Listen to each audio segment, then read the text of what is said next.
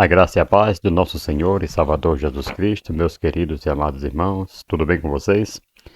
Graças a Deus, espero que estejam todos bem, né? Louvado seja o nome do Senhor. Nós estamos aqui de volta trazendo mais uma pré-aula da Escola Bíblica Dominical e estou muito alegre de poder estar aqui com vocês e também com aqueles que estão aí nos seguindo no YouTube. Você que está chegando pela primeira vez, já deixe o seu like, se inscreva e deixe seu comentário aí no vídeo. Isso é muito importante para o crescimento do nosso canal. Engrandecido é o nome do Senhor. Eu vou trazer aqui uma pré-aula, amados. Hoje, a segunda aula, né, falando sobre... o título é Nós somos cristãos, né? Louvado seja o nome do Senhor. Semana passada nós tivemos uma aula, uma abertura ali, quando as heresias ameaçam a unidade da igreja. Foi uma aula muito proveitosa, né? Eu confesso que gostei demais do assunto aqui que o pastor Ezequiel Soares, ele, né, o comentarista da lição, trouxe aqui para nós, né? Nós estamos com esse trimestre aqui, janeiro, fevereiro e março, falando sobre em defesa da fé cristã, né, combatendo as antigas heresias que se apresentam com nova aparência, né? É antiga essa heresia, porém eles vêm vem renovando, né? Inovando aí cada dia, inovando aí para querer enganar os indoutos, né? Louvado seja o nome do Senhor. Essa lição é do dia 12 de janeiro de 2025. Louvado seja o nome do Senhor. E nós vamos a mais esta lição, que por sinal também está muito boa, esta lição de hoje, né? Somos cristãos. Glória a Deus. E o que vamos estudar nessa lição de hoje, amado? Nessa lição nós veremos o processo de transição entre as ideias e práticas judaicas para a doutrina do Evangelho da Graça. Os primeiros cristãos, né, por exemplo, eles precisaram de sabedoria divina para lidar com essa mudança de perspectiva introduzida pelos ensinamentos de Cristo. Então eles não deveriam confundir a lei de Moisés com a graça. Por essa razão, os apóstolos eles foram desafiados a estabelecer os limites entre o judaísmo e o cristianismo, né? Principalmente aí o apóstolo Paulo, né, se tratando dele aqui, a fim de que os novos cristãos, judeus e gentios, recebessem a orientação devida para o exercício da fé cristã.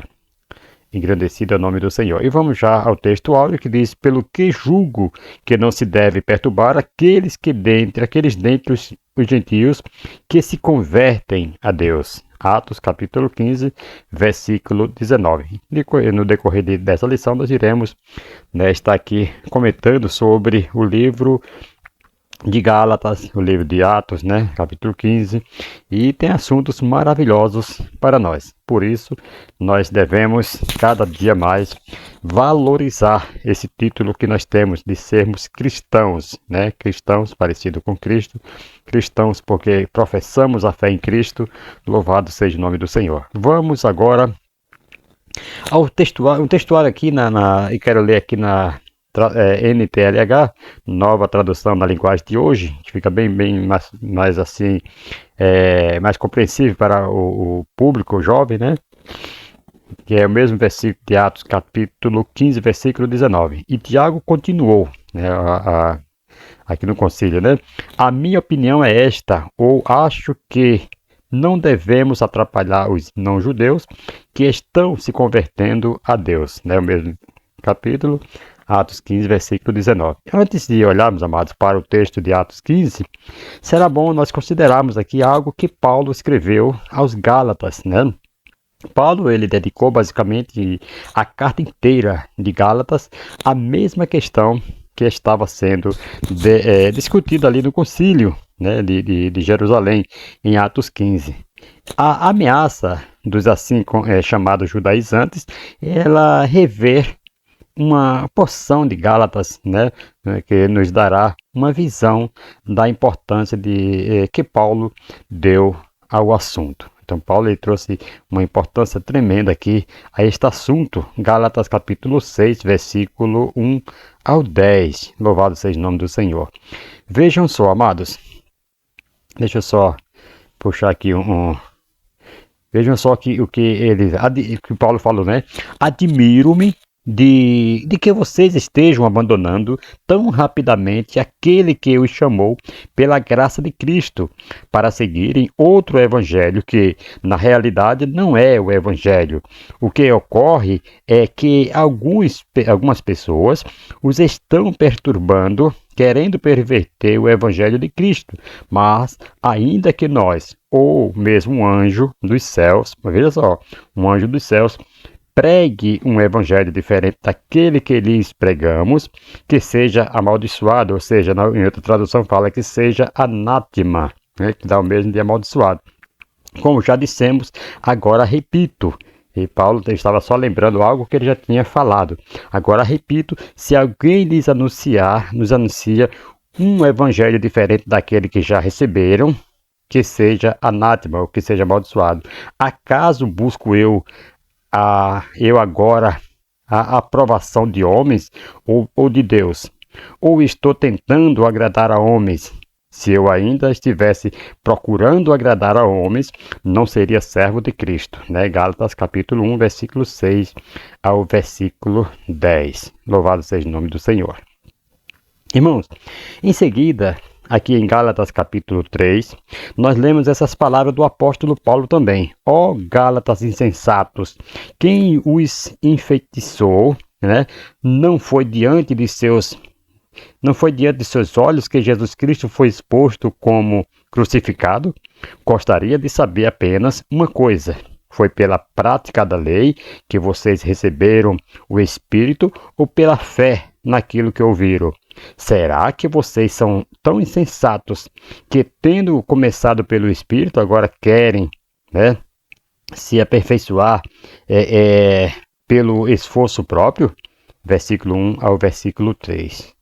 Amados, a heresia que precisava ser combatida, né? Nós vamos aqui falar um pouco sobre esta heresia que precisava ser combatida. É o primeiro ponto aqui que eu quero trazer para vocês. Então, alguns homens, né, desceram da Judéia para Antioquia e passaram a ensinar aos irmãos: se vocês não forem circuncidados conforme o costume ensinado por Moisés, não poderão ser salvos. Olha o que eles ensinavam. Então eles queriam que o pessoal andasse pela lei de Moisés, pelo que foi ensinado na lei de Moisés, senão não seria salvo. Então estava totalmente errado. E outro ponto, né, os combatentes, né? Nós vamos também aqui falar sobre esses combatentes. Quero trazer para vocês aqui. Veja só. Isso levou Paulo e Barnabé, queridos, a uma grande contenda, né, por causa desses costumes aí que eles estavam, né, uns falavam que tinha que seguir a lei de Moisés, tinha que seguir o ensinamento de Moisés, senão não seria salvo. Então isso aqui gerou uma grande contenda entre Paulo e Barnabé. E uma grande contenda ali, né, discussão com eles, né, assim, Paulo e Barnabé foram designados junto com os outros para irem a Jerusalém tratar dessa questão com os apóstolos e com os presbíteros de lá, né? Atos capítulo 15, versículo 2. Aí teve ali também um concílio, né? Vocês sabem ali, concílio lá em Jerusalém. Toda a assembleia ficou em silêncio enquanto ouvia Barnabé e Paulo falando de todos os sinais e maravilhas que por meio deles Deus fizera entre os gentios, né? Capítulo 15, versículo 12 de Atos dos Apóstolos. Teve aí, agora nós vamos concluir aqui, teve ali aquela conclusão depois de toda daquela discussão, né?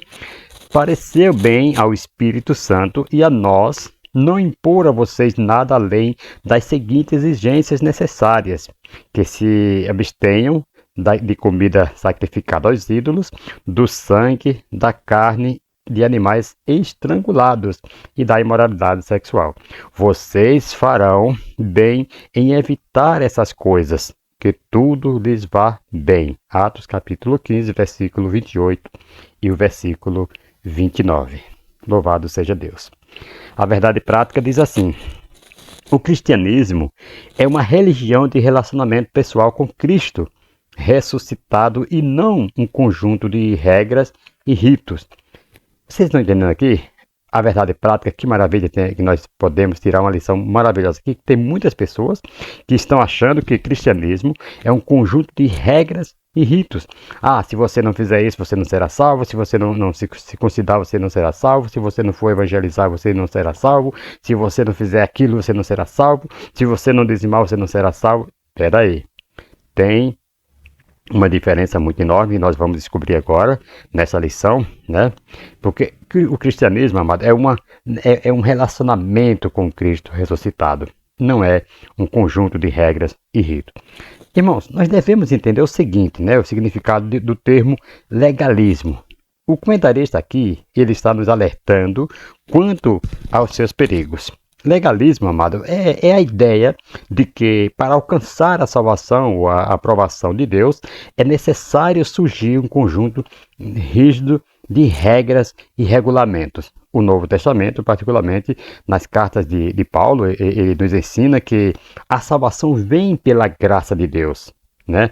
Não pelas obras, como diz lá em Efésios, capítulo 2, versículo 8 e o versículo 9. Né? Em outras palavras, embora a vida cristã envolva transformação e mudança moral, ela não é fundamentada em um sistema de rituais ou obrigações externas, não. Mas na obra de Cristo, que Cristo realizou na cruz do Calvário e na nossa fé nele. Louvado seja Deus. Já pensou se fosse pelas obras? Se fosse através de um rito, de uma regra que nós fosse salvos? Não. A nossa salvação é pela fé, pela graça em Cristo Jesus. A mensagem central deste texto aqui nos chama a considerar se estamos praticando o cristianismo de maneira genuína e focada em Cristo ou se estamos mais preocupados com regras externas e rituais. Existe o risco de cairmos, né, em um cristianismo superficial que se limita a cumprir regras enquanto negligenciamos a verdadeira transformação espiritual que vem da vivência com Cristo em nós. Né? Tem muitas pessoas que vivem se preocupando mais com regras externas, rituais, né? Os dias, quantas vezes vai no culto, tudo isso. Não, isso aí não traz salvação. Ouça isso no nome de Jesus. A salvação é através da sua fé em Cristo Jesus que você será salvo. Não é pelas obras, não é por o tempo que você está na igreja, não é por tempo de culto que você está cultuando, não. Não é uma regra, não é um rito que você tem que seguir, não é sua fé em Cristo. Louvado seja o nome do Senhor. Então, o cristianismo, em sua essência, é chamado para ser vivido em relacionamento. E é este relacionamento com Cristo, né? O Cristo ressuscitado que traz salvação e transformação verdadeira. Engrandecido é o nome do Senhor, para todos sempre. Aleluia. A leitura bíblica em classe está em Gálatas capítulo 2, versículo 1 ao 9. E depois você pula para o versículo 14. Eu não vou ler, particularmente aqui não vou ler, porque é muito assunto nós estamos aqui abordando, senão vamos ficar aqui, né, detido aqui em leituras, né? Isso aí você vai fazer na sua classe aí com seus alunos, mas eu quero trazer aqui o primeiro tópico desde já, falando sobre prevenindo-se contra a tendência judaizante, subindo outra vez a Jerusalém. Glória a Deus. Vamos ler o texto bíblico, né, que vai falar sobre essa prevenção, prevenindo-se contra a tendência judaizante, né? Paulo sobe aqui outra vez a Jerusalém. Lá em Gálatas, capítulo 2, versículo 1 e versículo 2, ele fala assim: 14 anos depois, subi novamente a Jerusalém, dessa vez com Barnabé, levando também Tito comigo. Fui para lá por causa de uma revelação e expus diante deles o evangelho que prego entre os gentios, fazendo-o, porém, em particular aos que pareciam mais influentes, para não correr ou ter corrido inutilmente, né, ter corrido em vão. Gálatas capítulo 2, versículo 1 e o versículo 2. Amados, Aqui Paulo ele fez 5 viagens a Jerusalém, depois de sua conversão. A primeira delas ocorreu 3 anos após a sua conversão, como está escrito lá no capítulo 1, versículo 17 e versículo 18, e lá em Atos, no capítulo 9, versículo 26. Né? Glória a Deus. Quando passou 15 dias com o apóstolo Pedro e com Tiago, também lá no livro de Tiago, capítulo 1, versículo 18 e versículo 19, a segunda vista está relacionada ao socorro financeiro. A segunda visita ali, né? Está relacionada ao socorro financeiro que Barnabé e ele levaram aos pobres da Judéia. Capítulo 11, versículo 29 e versículo 30 de Atos. E capítulo 12, versículo 25. E a terceira visita tem a ver com o concílio, né, de Jerusalém, para rever a questão judaizante. Capítulo 15, versículo 22 até o versículo 29 de Atos 15. Então, a quarta visita, ele foi ali uma passagem muito rápida ao final da segunda, né, viagem ali, da segunda viagem missionária, e antes da terceira viagem missionária. Você pode ver isso lá em Atos, capítulo 18, versículo 22, por ali. E a quinta, né, e última visita de Paulo a Jerusalém aconteceu quando ele foi levar uma oferta lá das igrejas da Macedônia e Acaia, né, aos pobres da Judéia, né, ocasião ali em que o apóstolo terminou preso. Foi quando ele foi ali para Acaia e a Judéia, ali, levando ajuda ali para a igreja. Ali ele foi preso, lá em Atos capítulo 21, versículo 17. Aqui um dos pontos que mais difícil aqui dessa epístola é identificar se essa viagem de Paulo a Jerusalém ela foi a segunda ou a terceira viagem, né?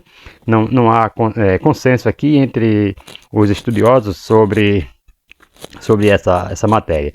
Calvino, né, por exemplo, Calvino, Bruce, Durkheim, eles e Emmett, Oert, Knox, Stott, são da opinião de que essa viagem é a segunda, porém, outros estudiosos, né, do mesmo calibre, né, como, por exemplo, o Berkhoff e Erdmann, e Finda e outros camaradas lá, eles pensam, amados, já diferente.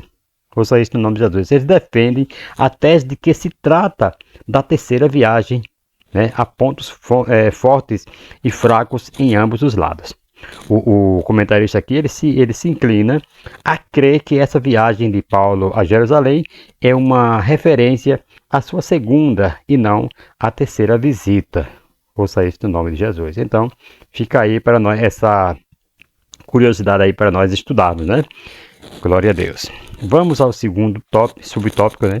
Que fala sobre objetivo da reunião. Aquele consenso ali que teve lá com eles, né? Esse objetivo da reunião. Glória a Deus. Engrandecido o nome do Senhor.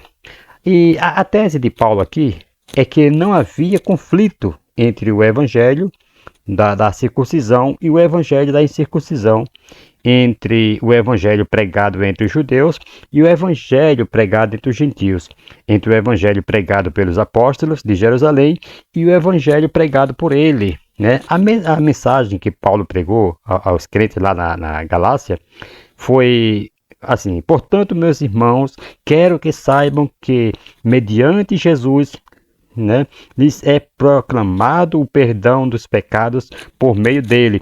Todo aquele que crê é justificado de todas as coisas das quais não podiam ser justificados pela lei de Moisés, né? Porque foi até bom ele tocar nesse assunto, porque lá muitos estavam crendo que teria que seguir todos aqueles rituais, todas aquelas regras lá da lei de Moisés para ser salvo. Então ele chegou aqui e falou que bastaria somente o arrependimento dos seus pecados e reconhecer Cristo como seu Salvador, que seria salvo, e não através de rito, nem de regras, nada daquilo da lei de Moisés, né?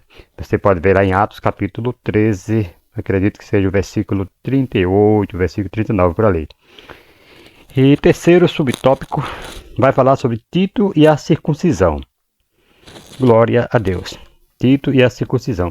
Irmãos, Tito, ele foi levado por Paulo como um exemplo de que é possível um gentio ser salvo sem a circuncisão, certo? Que isso aqui ele foi levado como testemunha. Paulo levou ele por onde ele passava para que o pessoal visse, né, a transformação de Tito, a vida, a conduta de cristão de Tito, sendo salvo sem precisar se circuncidar, seguir aquele rito da circuncisão, né? Então, para o judaizante, a presença de um gentio incircunciso na igreja era uma afronta, enquanto para Paulo era a evidência da eficácia da graça e da liberdade do evangelho. Se cedesse ali a pressão dos judaizantes para circuncidar Tito, né, então quando estaria comprometendo Paulo estaria aqui comprometendo a essência do evangelho. A própria liberdade cristã estaria danificada, e isso seria voltar à escravidão da lei. Então, se Jesus Cristo veio para nos libertar da escravidão da lei, para que mais, né, se meter debaixo de jugo, debaixo de rito, debaixo de regras da lei, né? Mais tarde, Paulo levaria também Timóteo, né, a circuncisão, como está escrito lá em Atos 16:3. À primeira vista, isso parece contraditório, mas há uma diferença significativa em relação ao incidente de Tito. Timóteo era judeu, ele tinha uma mãe judia e um pai gentil, certo? Por isso que houve aí a necessidade de Paulo circuncidar ele. E a decisão de Paulo, amado, foi motivada não por questão de salvação, não, mas com o propósito de ministério. Paulo, ele queria que Timóteo ele fosse aceito pelos judeus, com quem e para quem ele ministrava. Então a questão com Tito era bem diferente. Vocês compreendem? Paulo recusou-se aí a circuncidar Tito, porque isso teria contrariado aí a natureza livre da lei do evangelho. Mas ele circuncidou Timóteo porque, fazendo isso, aprimorou, né, e intensificou seu ministério evangélico nesse contexto. Então, o objetivo de Paulo na ocasião de Tito era que a verdade do evangelho ela fosse preservada para vocês, né? Até para os gentios, os cristãos gentios em Gálatas, ele estava se referindo a isso aí. Então, o evangelho de Cristo ele deve permanecer puro e nenhum meio externo de salvação, como a circuncisão ou a aderência aos regulamentos mosaicos, né, pode ser acrescentado a ele. Se práticas religiosas ou observâncias legais se misturarem aí ao evangelho, ele é despojado de sua pureza e verdade. Somente o sacrifício expiatório de Cristo na cruz, amados, ele pode ser suficiente, pois só isso tem poder redentor para perdoar nossos pecados e nos reconciliar com Deus. Qualquer outra ação, seja de boas obras, seja de ritos, do pacto, né, irá destruir essa pureza e afastar a obra de Deus na salvação. E em nosso próprio tempo, essa ameaça é levada adiante da abordagem. Louvado seja Deus. Então, igualmente herética, né, da justiça pelas obras para a salvação não vem por meio das nossas boas ações, nossas obras, de maneira nenhuma, mas somente pela crença em Cristo e na cruz, no seu sacrifício na cruz, como já citei aqui, Efésios capítulo 2, versículo 8 e o versículo 9, né? Pela graça sois salvos, não vem de vós, é dom de Deus, tal, escrito lá, né? Não vem das obras para que ninguém se glorie, mas é um dom de Deus. Glória a Deus. Segundo tópico, aliás, a tendência judaizante no início da igreja, o aspecto do apóstolo. Vamos ver aqui, né? Louvado seja Deus. Tão logo Paulo ele retomou a sua viagem, ficou sabendo que os irmãos lá da Galácia, né, estavam vivendo outro evangelho, e isso deixou o apóstolo atarrecido, né, e atônito pela rapidez do desvio deles, né, que ele fala lá em Gálatas capítulo 1, versículo 6. Olha aqui o que diz o versículo 6 e 7 aqui de Gálatas, né? Capítulo 1. Ele fala: admiro-me de que vocês estejam abandonando tão rapidamente aquele que os chamou pela graça de Cristo para seguirem outro evangelho que na realidade não é o evangelho. O que ocorre é que algumas pessoas os estão perturbando, querendo perverter o evangelho de Cristo, né? Em Gálatas capítulo 1, versículo 6 e o versículo 7. Vejam só. Então, Paulo aqui, amado, ele expressa um horror ante as notícias perturbadoras que recebeu sobre os Gálatas, né? Usando aí uma expressão de espanto, ele fala: admiro-me, né? Nos evangelhos, esse adjetivo descreve o espanto daqueles que testemunharam os milagres de Jesus, mas aqui Paulo o usa negativamente para transmitir seu choque ao ouvir sobre o abandono deles da verdade, da verdadeira fé. Quando ele fala dos Gálatas, né, abandonando tão rapidamente, ele provavelmente quer dizer tão logo após a conversão deles. Louvado seja Deus. Amados, eles não estavam simplesmente abandonando os ensinamentos do Evangelho de Paulo. Não, mas estavam se afastando daquele que os chamou para viver na graça de Cristo. De Deus Pai, cuja vontade, no versículo 4, levara ao seu resgate do mal. Uma coisa, amados, é se afastar de Paulo. Outra, bem diferente, é se afastar de Deus, né? Em que sua misericórdia tinha considerado adequado chamá-los do pecado deste mundo para a graça de Cristo. Embora eles tenham presumido aí que sua estrita a decisão, a lei, né, os aproximaria mais de Deus, isso estava gerando o efeito oposto. O principal problema aqui dos Gálatas, queridos, era que, ao serem influenciados pelo judaísmo, dos falsos mestres, eles estavam no processo de voltar-se para outro evangelho. Veja só, observa aqui o progresso da ação no versículo 6. Eles não estavam apenas se afastando de Deus, mas voltando-se para outro evangelho. Esse evangelho dos opositores de Paulo não era verdadeiramente um evangelho, embora estivesse sendo proclamado como tal. E os Gálatas estavam começando a aceitá-lo como verdade. Então Paulo ele exige que eles percebam que tal evangelho não tem nenhuma conexão com o evangelho de Cristo e que se trata, na verdade, de outro evangelho. Este outro evangelho a que Paulo se refere aqui é o evangelho das obras, né, anunciado pelos judaizantes. A mensagem deles está sintetizada aí nos seguintes termos: se não vos circuncidar segundo o costume de Moisés, e não podeis ser salvos, como nós lemos agora em Atos 15, versículo 1, né? Eles não negaram a necessidade da fé em Jesus para a salvação, mas acrescentaram a fé às obras da lei. Para eles, era necessário que Moisés completasse o que Cristo havia feito, ou seja, era preciso acrescentar nossas obras a obra de Cristo, assim concluir a obra inacabada de Cristo. Olha só.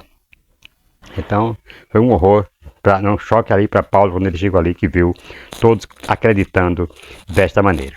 Segundo subtópico do tópico 2, quem eram os judaizantes? Aí nós vamos aqui comentar agora sobre o versículo 4, né? Glória a Deus. O termo judaizante vem do verbo grego iodásio, que significa viver como judeu, adotar costumes e ritos judaicos, né? E aparece aí uma única vez no Novo Testamento, lá em Gálatas capítulo 2, versículo 14. Eles eram os opositores de Paulo, identificados ali também como falsos irmãos, versículo 4, né? São reconhecidos no capítulo anterior, Gálatas capítulo 1, versículo 7, como os que se apresentavam, né, como enviados por Jerusalém, a igreja mãe, por exemplo, né? Na verdade, esses homens saíram de Jerusalém por sua própria conta. Tiago ele negou formalmente as declarações deles, dizendo que não os havia enviado, né? Então, Tiago não enviou eles para lá, eles foram por conta própria, né? Atos capítulo 15, versículo 24, vai falar sobre isso. Então, o termo descritivo aqui, judaizante, é usado para tratar de um grupo de cristãos, né?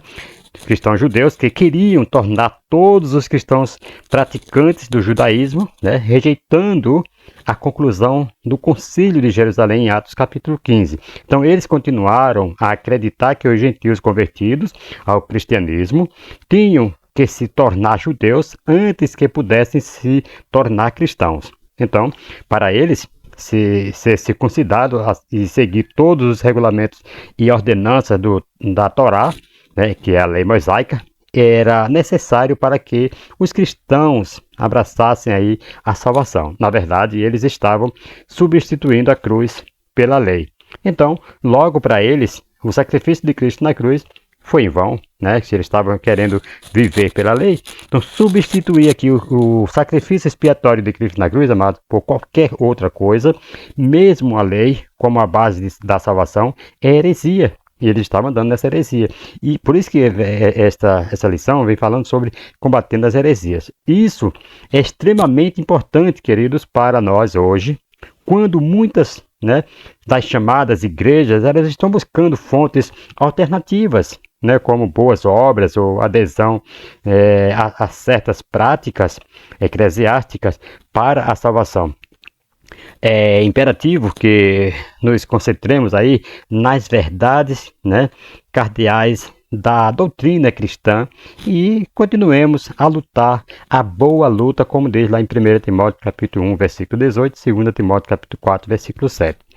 Pela sã doutrina, 1 Timóteo capítulo 1, versículo 10 e 2 Timóteo capítulo 2 Timóteo também vai falar isso, né?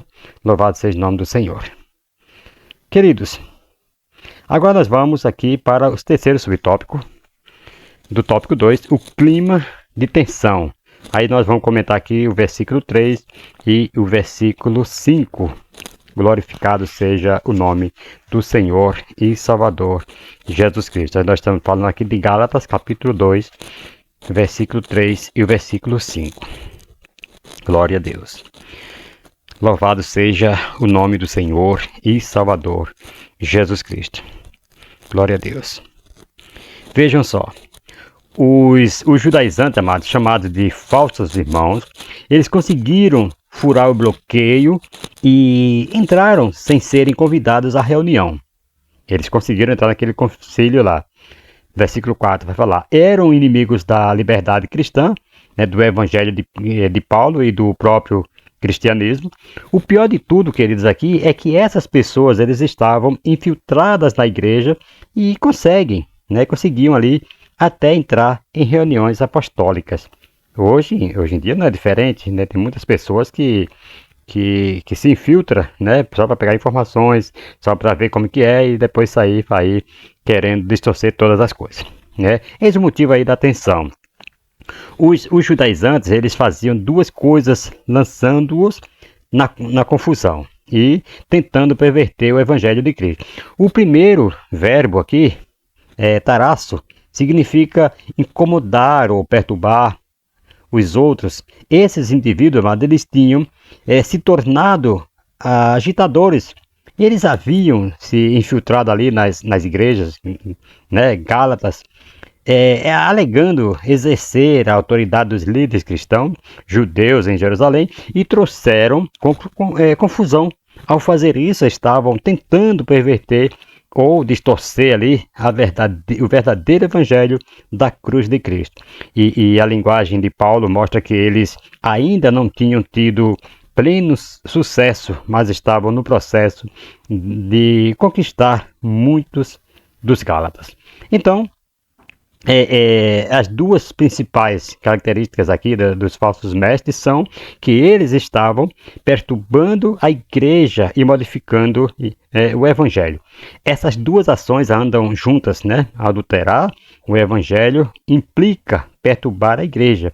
Não se pode tocar, né, o evangelho e deixar a igreja intocada, né?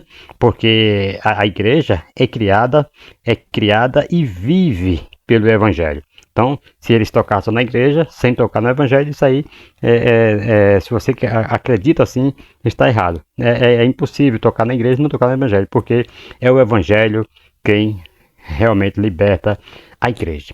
De fato, os maiores perturbadores da igreja, amados, tanto hoje como na época, não são os de fora que se opõem a elas, não. Como o próprio Jesus falou isso, né? Ridicularizam-se, ridicularizam-no e perseguem-na, mas os de dentro que tentam modificar o evangelho, são eles que a perturbam. Por outro lado, a única maneira de ser um bom cristão da igreja é ser um bom cristão do evangelho. Então, a melhor maneira de servir a igreja é crer no evangelho e pregá-lo como ele é. Glória a Deus. Terceiro tópico, a tendência judaizante hoje, o mesmo evangelho. Nós temos que continuar com o mesmo evangelho, não mudar, ouça isso no nome de Jesus, mas que a palavra de Deus ela é eterna, ela não passa por transformação, não passa por mudança, é a mesma ontem, hoje e eternamente. Mesmo evangelho. Vamos aqui agora falar sobre o versículo 7 e o versículo 9, ao versículo 9 de Atos de Gálatas 2, né? Glória a Deus. Louvado seja o nome do Senhor. Irmãos, glória a Deus. Vamos ver aqui, vejam só. Louvado e agradecido ao nome do Senhor. Glória a Deus. Vamos aqui trazer aqui uma definição sobre isso aqui, né? O mesmo evangelho. As diferenças entre o evangelho da circuncisão e o evangelho da incircuncisão, ele se refere-se apenas às audiências específicas para as quais Deus direcionou Paulo, né? Pedro e Paulo. Pedro foi enviado, né? Apenas Pedro foi enviado aos judeus, enquanto Paulo foi chamado como apóstolo e mestre dos gentios. Você vai ver lá em 1 Timóteo, capítulo 1, capítulo 2, versículo 7, aliás. Contudo, a essência da mensagem, o chamado ao arrependimento, a fé em Cristo e a graça salvadora de Deus, permanece a mesma, certo? Não tem diferença porque um está pregando para judeus, outro está pregando para gentios. Não, é a mesma mensagem. Destacamos aqui algumas lições preciosas para a vida cristã. A primeira é a centralidade de Cristo. Pedro e Paulo, eles tinham contextos diferentes, mas ambos apontavam para o mesmo Salvador. Cristo é o centro de nossa vida e de nosso testemunho, né? Independentemente do ambiente em que Deus nos coloca. E outro ponto, a soberania de Deus nos chamados das pessoas. Deus escolheu Pedro e Paulo, amado, para missões específicas, conforme sua vontade, né? Portanto, nós devemos reconhecer que cada um de nós temos um papel único no plano de Deus, mas todos compartilhamos a mesma missão de proclamar o Evangelho de Cristo. E outro ponto aqui, e último, que eu quero trazer para você, que a unidade na diversidade, né? A unidade na diversidade. Embora haja diversidade nos métodos e abordagens, a mensagem do Evangelho une todos os crentes, todos os cristãos. E vamos agora para o segundo tópico, segundo subtópico, o perigo da doutrina judaizante. Glória a Deus. Queridos, as doutrinas judaizantes, elas representam uma ameaça grave porque distorciam o cerne ali do Evangelho. A graça que é o fundamento, a graça, né, que é o fundamento da nossa salvação, era substituída por um legalismo que tentava misturar aí a obra redentora de Cristo com as exigências da lei mosaica. Isto, conforme o apóstolo Paulo deixou claro, né, constituía, né, um outro evangelho, um falso evangelho que não podia salvar, conforme ele falou lá em Gálatas, capítulo 1, versículos 6 ao 9. Então, o apóstolo Paulo, os apóstolos, especialmente Paulo, eles foram claros ao defender a liberdade de Cristo, que Cristo conquistou para os crentes. Em Gálatas capítulo 5, versículo 1, Paulo declara: foi para a liberdade que Cristo nos libertou. Portanto, permaneçam firmes e não se deixem submeter novamente a um jugo de escravidão. A liberdade cristã, queridos, a liberdade cristã não é uma licença para pecar, jamais. Vejam só, a liberdade cristã não é uma licença para pecar, mas uma libertação da condenação da lei e da escravidão do legalismo. Essa tentativa de mascarar o evangelho de Cristo, queridos, com as exigências da lei, era, em essência, uma negação da suficiência do sacrifício de Cristo Jesus. Outro grande risco das doutrinas judaizantes era transformar o cristianismo em uma mera extensão ou seita do judaísmo, né? O evangelho, ele é universal. Ele não pertence a uma etnia, cultura ou tradição específica, não. É o único evangelho para todas as culturas, todas as etnias, ouça isso no nome de Jesus. E em Cristo, Deus rompeu as barreiras que separavam judeus e gentios, fazendo de ambos um só povo, né? Como diz lá em Efésios, acho que é capítulo 2, versículo 14 e 16 para ler. Então, transformar o cristianismo em uma mera extensão do judaísmo seria um retrocesso no plano redentor de Deus. Em nossos dias, precisamos ter muito cuidado com movimentos que tentam acrescentar ao evangelho práticas, culturas, rituais ou mesmo tradições que obscurecem ali a simplicidade e a suficiência da fé em Cristo. Isso não significa desvalorizar as raízes históricas da nossa fé, não, mas sim proteger a centralidade de Jesus em todas as coisas, certo? Então, ouça isso no nome de Jesus, nós devemos prosseguir com o único evangelho, porque não existe mudança nessa palavra a qual nós vivemos. Ele é um evangelho único. E vamos aqui para o terceiro subtópico: as práticas judaizantes atuais. Glória a Deus. As práticas judaizantes atuais. Louvado seja o nome do Senhor e Salvador Jesus Cristo. Irmãos, as práticas judaizantes atuais, elas representam um desvio da simplicidade e suficiência do Evangelho. Embora seja legítimo estudar e valorizar as raízes judaicas do cristianismo, isso não deve levar à adoção de práticas que obscureçam aí a graça de Cristo, de maneira nenhuma. Devemos estudar, lógico, devemos conhecer as histórias, sim, mas não colocar de volta, debaixo da lei, debaixo da maldição das leis. Não, nós fomos libertos para servir a Cristo.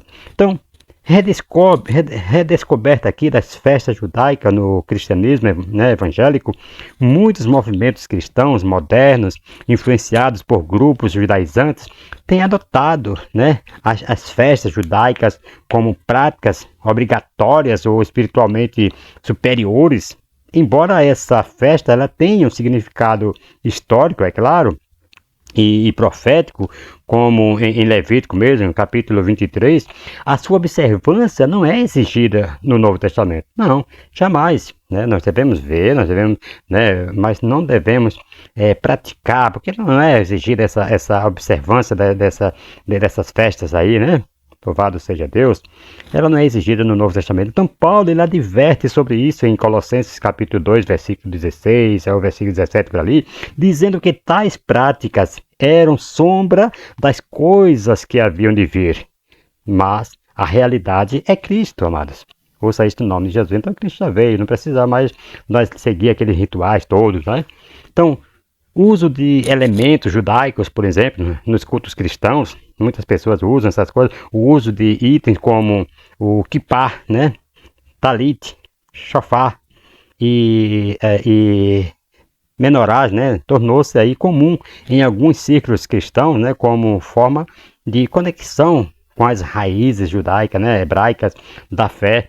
Embora esses elementos tenham valor cultural lá, né, e simbólico, a sua adoção em contexto cristão pode gerar confusão teológica, né, e dar a impressão de que são necessários para uma adoração mais completa ou mais verdadeira, o que contraria aí o ensino do Novo Testamento. Se todas aquelas coisas do passado eram sombra das que depois que Cristo veio, né, era sombra, então não precisa mais, porque Cristo já está entre nós, né? Então, a imposição do sábado, por exemplo, como dia de adoração, vou sair no nome de Jesus, só um momentinho aqui que eu vou sair um pouco aqui do... Como nós estávamos falando aqui, amados, sobre o uso de elementos, né? De elementos judaizantes, é o último ponto aqui que nós estávamos falando, que eu parei aqui um pouco para pegar aqui um raciocínio. Então, o elemento uso de elementos judaicos nos cultos cristãos, por exemplo, o uso de itens como kippah, né, que eu estava falando aqui para vocês, talit, shofar e menorá, tornou-se comum em alguns círculos cristãos como forma de conexão com as raízes hebraicas, né? As raízes hebraicas da fé. Embora esses elementos tenham valor cultural, né? Eu estava falando para vocês aqui agora, e cultural e simbólico, a sua adoção em contexto cristão pode gerar confusão teológica e dar a impressão de que são necessários para a adoração mais completa ou mais verdadeira, porque contraria aí o ensino do Novo Testamento. Então, por exemplo, a imposição do sábado como dia de adoração exclusiva, muitos grupos judaizantes, eles enfatizam a guarda do sábado como obrigatório para os cristãos. O sábado, que era sombra dos bens futuros em Cristo, foi abolido com a chegada do novo concerto, como diz lá em Hebreus capítulo 8, versículo 7 ao 13, e Oséias capítulo 2, versículo 11. Portanto, ninguém vos julgue, veja só, pelo comer ou pelo beber, ou por causa dos dias de festa, ou da lua nova, ou dos sábados, que são sombra, veja só o que ele fala, são sombra das coisas futuras, mas o corpo é de Cristo. Colossenses capítulo 2, versículo 16 e o versículo 17. Jesus, portanto, é quem nos propicia aí o verdadeiro repouso. Hebreus 4 e o versículo 9. Glória a Deus. Aí nós temos aí terminologias judaicas e a rejeição de termos cristãos. Muitos grupos adotam, né? Eles adotam exclusivamente termos hebraicos, como Yeshua, né, em vez de Jesus, ou Adonai, em vez de Senhor, sob o pretexto de retomar as origens. Embora o uso do hebraico não seja em si um problema, essa exclusividade pode desviar o foco da Universidade do Evangelho, né, e criar divisões aí desnecessárias na igreja, que é composta por pessoas de todas as línguas e nações. Glorificado seja o nome do Senhor. E chegamos aqui ao final, vamos ler aqui a conclusão rapidinho. O resultado da reunião foi desfavorável aos judaizantes. Só o fato de os apóstolos, sendo judeus, concordarem com a explicação sobre a especificidade de cada grupo dada por Paulo já apontava o engano desses legalistas sobre a obra salvífica em Cristo. Esse resultado, amados, serviu tanto aos Gálatas como a todo o cristianismo. E nesses mais de 20 séculos de história, assim a diferença entre os judeus messiânicos e os cristãos judaizantes atuais é que os judeus estão preservando uma cultura hereditária, né, do seu povo, e os judaizantes colocando remendo novo em pano velho, como diz lá em Mateus capítulo 9 e o versículo 16. Então, amados, o cristianismo ele teve origem no contexto judaico, né? e deste recebeu uma rica herança teológica e ética, é claro. Haja vista o próprio Cristo, né, nascido conforme a lei, como diz lá em Gálatas, capítulo 4, versículo 4, ele cresceu e viveu dentro da cultura judaica. Lucas, capítulo 2, versículo 40 ao 43 vai falar isso. Então, durante o seu ministério, ele reconheceu as escrituras, né, hebraica e a autoridade de Moisés, como diz lá em Marcos, capítulo 7, versículo 13 e Lucas 5 e 14. Todavia, não pregou costumes judaicos, né, seus apóstolos não judaizantes, né, não judaizaram aí o mundo. O apóstolo Paulo, discursando lá no Aerópago, ele não deu uma aula sobre as 4 letras hebraicas que no Antigo Testamento formam o nome de Jeová, né?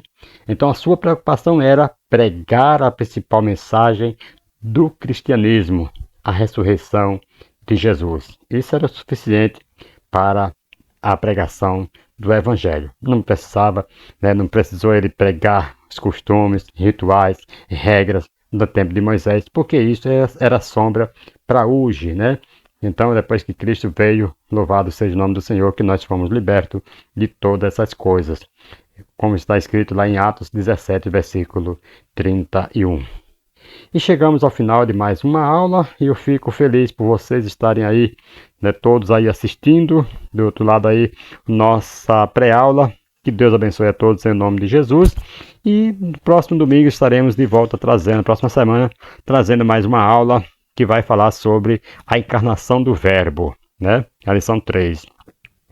Você que tem acompanhado no YouTube, nas redes sociais, continue, né? Porque nós temos vastidão aí de assuntos maravilhosos para nosso aprendizado e isto vai nos trazer, vai nos resultar em sabedoria e virtude na presença do Todo-Poderoso. Amém. Que Deus abençoe a todos e até a próxima aula, se Deus assim nos permitir.